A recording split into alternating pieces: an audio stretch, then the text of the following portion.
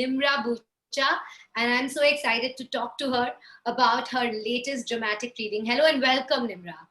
Hello, and thank you so much for having me, Shilpa. It's Lovely to be here. it's so great to connect with you, and I'm sure you get this all the time. But I am such a big fan of yours after Churails. Thank you. I'm a very big fan of Churails also. I think it's a great show, and I'm really happy that people have been watching it and have been coming back to us and telling us that they watched it and they liked it. It's been a blessing. You're very gracious in accepting my compliment, especially when I'm sure you're so tired of hearing this praise. No, are you? No. Why would we be tired of hearing good things? We're not even tired of hearing bad things. Don't worry. It's always nice to hear that people are watching and they want to talk about it, you know? Why else do artists work? Oh, it's beautiful. It's such a beautiful series, and it's a must watch. And I think the latest one that you're doing, Yaar Julahay, is also going to be a must watch. It's a dramatic reading of Ismat Chughtai story. Do tell me more about this. So Yaar Julahay is one of those odd projects that might not have happened had we maybe, not been in the middle of COVID, where live performances would still be happening and we would still be taking for granted that whole experience of walking into a theater, buying a ticket, sitting down and watching something. So I think that it's COVID and this whole atmosphere of, not being able to watch each other's work in India and Pakistan has brought about a lot of like kind of fresh challenges and also very fresh ways of dealing with those challenges. So Yaar Julahay is that perfect sort of, attempt at bringing theatre to the screen where your actors and the story, they're still, everything is the set, everything is just as it would be in a theatre, but the camera is there just as an observer and a transporter of that experience to people watching it at home. So it's been, we as actors, we've had to not limit ourselves in any way or, work as if we were working on television or on screen. We've done as much of a theatrical performance as we would do on stage. So it's been directed by Kamal Khusat. A lot of the stories are, from the greats of Urdu literature. Or Quratul and Heather, Ismat Chughtai, Amjad Islam, Amjad. There are like so many lovely stories, timeless stories in this series. And one of the stories that I'm doing is Mughal Bacha by Ismat Chughtai. And I would say that I think a lot of actors would be very envious that I got to do it because it's a great story to perform. I think everyone would be happy to watch you do any material. Would be happy to lose to you. But I also feel that these stories that have been chosen have a sort of timeless quality to them. Yes. So what do you think is the contemporary connect of your story, Mughal Bacha? So my story is, sort of the ultimate sort of love story gone wrong. Mughal Bacha, and it continues. It's so timeless in its content about, how just a very, very simple small thing can become, can go travel over time and age, and it can still mean the same between two people. It can be the same, that wall between two people will not come down, no matter the place, the time. And I think it's still between men and women. There is still that fundamental wall that, people try to climb, and it's very difficult to do it. And I think it's the tragedy of the story, and also the beauty of the story lies in how simply that wall could have come down, but it doesn't, it doesn't. And it's a very sad story, but it's also a very beautiful story. And it's been told in such an economical way by Ismat Chughtai. And I feel as a performer, when you're reading out an Ismat Chughtai story, there's nothing you need to do except just speak the words and read the text, and that's it. The work is done. There's no work in there for the actor. Really, you make it sound so easy, but I'm sure you face some challenges while doing this format. No, I really enjoyed myself so much. And also, it's one of the things that I love doing is, and I think a lot of directors also think that they can explore this with me, is this sort of genderless performance, where I really feel liberated from those constraints of having to dress in any particular way, and that and I can just be there as a vehicle for the text. And I think that that's what the role demanded, that I was a man and a woman, and I was sound and music, and I could play on that set just like a child. That was a lot of fun. So I would say that I really had an easy job. I don't think it was very hard at all. I don't know you personally, but I somehow feel that you are a voracious reader. So I feel you have gone through the works of the other writers too. So what is it that was so special to you about Ismail Chughta's writing? So I wish I was a voracious reader. I think that I try to read as much as I can, but I think I've been lucky in terms of, because I'm somebody who finds it very hard to sit still, and then when I read in bed I fall asleep, and so sometimes it's for me the main reading comes at work, and so I've been lucky enough to have scripts in theater, especially, where I've read very, very beautiful, pieces of work. And Ismat Chughtai is just, I can't tell you how much pleasure it was to discover her, and then how much pleasure it's been to read aloud from those stories. One is used to sort of read for your own pleasure, and you read it to yourself.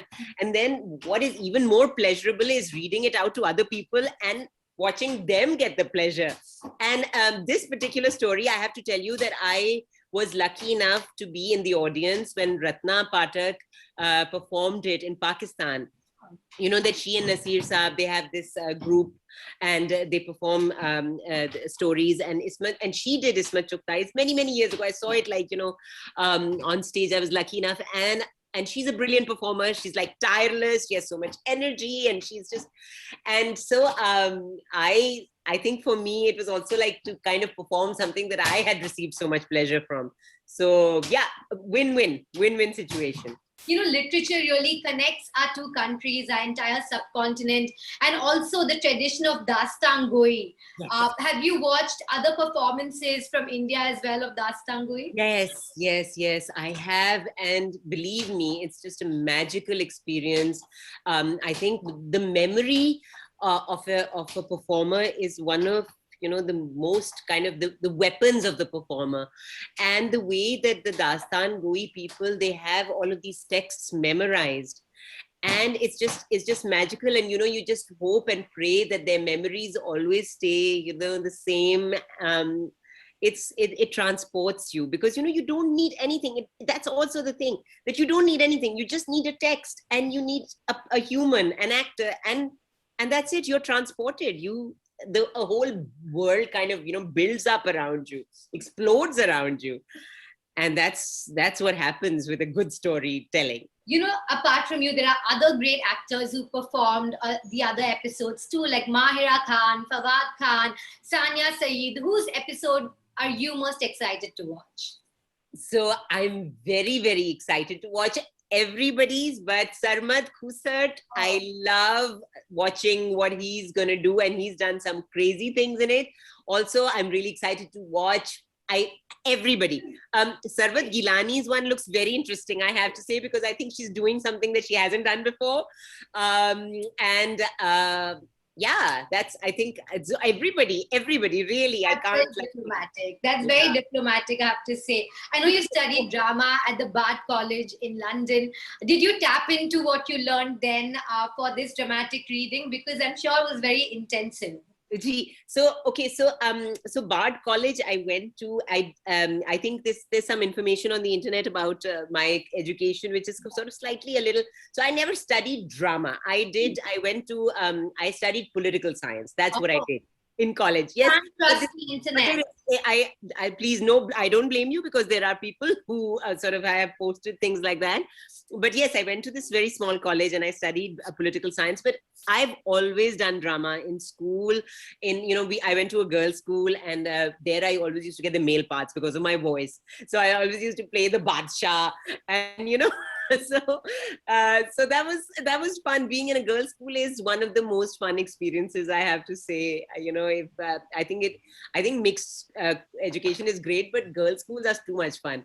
But anyway, so then we used to do those, and then I was always interested in drama. I did a couple of drama classes also because it was a liberal arts college. But most of my experience has just come from working and doing workshops and just immersing myself in work in theatre. So yes, I would say I'm not a very traditionally trained actor. I've sometimes found that limiting, but also sometimes found it liberating. Well, no one could guess that for sure. And I love how you take the pigeonhole that people try to put you in and actually use it to widen your repertoire. That is quite something. And I have to ask you, there is Miss Marvel coming up. What can you tell me about it? I can't tell you anything. I wish I could tell you anything, but But you can confirm that you are in Miss Marvel. I can, yes, I can. I was officially announced some months ago, and so at least that question I can say I can answer with a yes. That yes, I am. I can also say that I haven't been chucked out of it, so I'm still in it. So. Still in it. Okay, excellent. I told you we love Churails in India. Of course, Zindagi Gulzar, everybody loves it. What are the Indian shows that you like watching?